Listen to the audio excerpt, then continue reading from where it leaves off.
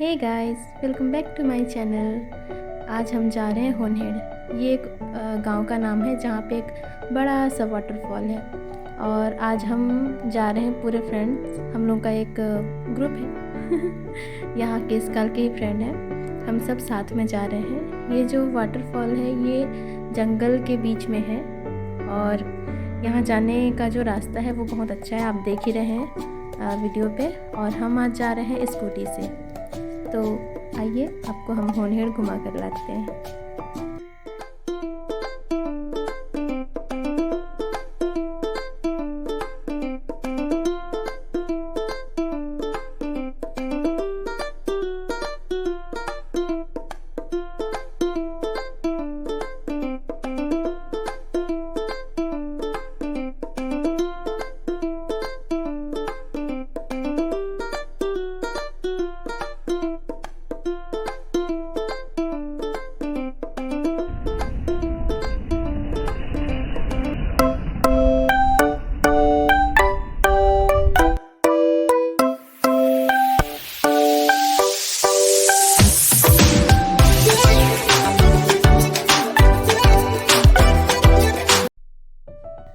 और ये लो जी, हम पहुंच गए होनहेड। यहाँ से वाटरफॉल 1-1.5 किलोमीटर और अंदर है।